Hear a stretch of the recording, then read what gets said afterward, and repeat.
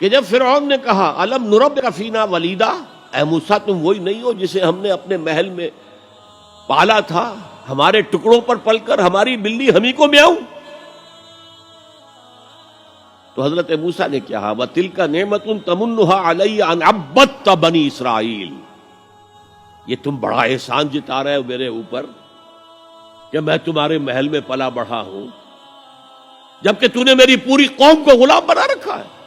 عبدتا تو عبادت کا اطلاق محض اطاعت پر بھی ہے، چاہے وہ خواہی نہ خواہی ہو، مجبوری سے ہو، کراہت کے ساتھ ہو، لیکن یہ اطلاق اس پر ہوتا ہے۔ یہی وجہ ہے کہ آج کے دور میں جو جدید مفکرین ہیں اسلام کے، انہوں نے اس اطاعت کے پہلو کو اتنا نمایاں کیا ہے، اتنا نمایاں کیا، اس لیے کہ عام لوگوں کے ذہن سے یہ تصور گزر گیا تھا نماز روزہ حج زکوٰۃ عبادات ہو گئی بس، اور کون سی عبادت چاہیے تمہیں؟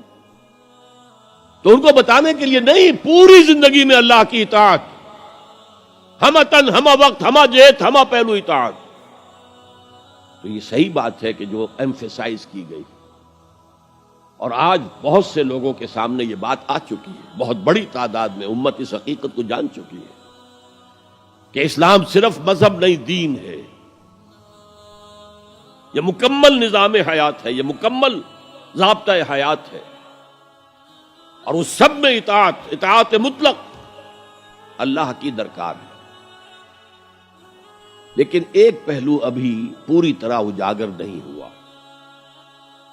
اللہ کی عبادت میں اگر وہ بالاکراہ ہو رہی ہے، طبیعت کے خلاف ہو رہی ہے، تو وہ منافقانہ اطاعت ہے۔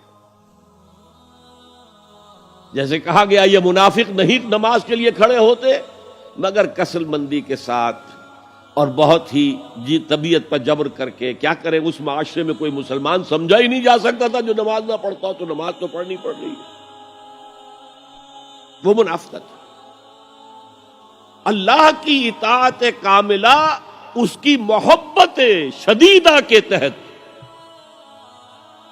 اس کے شکر کا جذبہ، اے اللہ تیرے لیے حمد ہے، کل شکر تیرے لیے، کل ثنا تیرے لیے، اس شکر اور محبت کے جذبے سے والذین آمنوا اشد حبا للہ، اہل ایمان تو وہ ہے جو شدید ترین محبت کرتے ہیں اللہ کے ساتھ۔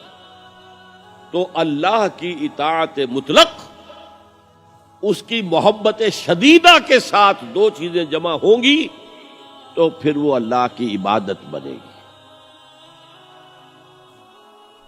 چنانچہ وہ جسد ہے تو یہ روح ہے، یہ جان ہے عبادت کی۔ اور فارسی کے دو الفاظ بخوبی ان کے فرق کو واضح کرتے ہیں۔ ایک ہے بندگی، جو ابھی میں نے شعر سنایا، بندگی وہ ہے اطاعت۔ ایک ہے پرستش، پرستش ہوتی ہے محبت سے۔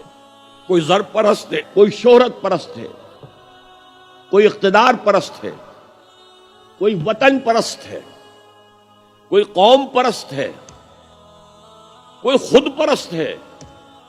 یہ پرستش، پرستار کہہ دیتے ہیں آج کل، جو مختلف ایکٹرز اور ایکٹریسز ہیں ان کے جو پرستار ہیں، پرستار کہلاتے ہیں۔ تو اللہ کی پرستش کے ساتھ اس کی اطاعت مطلقہ جمع ہوں گے تو عبادت بنے گی۔ یہ تو ہو گیا عبادت کی تعریف کا معاملہ۔ اسی لیے امام ابن تیمیہ اور ان کے شاگرد جو سب سے بڑے شاگرد ہیں حافظ ابن قیم، انہوں نے عبادت کی تعریف جس طور سے بیان کی، امام ابن تیمیہ نے زیادہ زور دیا اطاعت پر، اور حافظ ابن قیم نے، وہ چونکہ صوفی مزاج آدمی تھے، انہوں نے مقدم رکھا محبت کو۔ العبادت تجمع اصلین، عبادت دو چیزوں، دو بنیادی چیزوں کو جمع کرنے سے وجود میں آتی ہے، غایت الحب مع غایت الذل والخضوع، حد درجے کی محبت اللہ کی اور حد درجے میں اللہ کے سامنے بچھ جانا، گر جانا، سر تسلیم خم ہے جو مزاج یار میں آئے، جو حکم ہے حاضر ہے پروردگار، جو حکم ہے حاضر ہے۔ اچھا، بعض چیزیں اس عبادت کے ساتھ ضمیموں کے طور پر ہیں، مثلاً دعا، الدعاء مخ العبادہ، اور یہ بھی فرمایا الدعاء هو العبادہ۔ دعا جو ہے وہ خليل بالقرآن هو إمامنا على هداية الله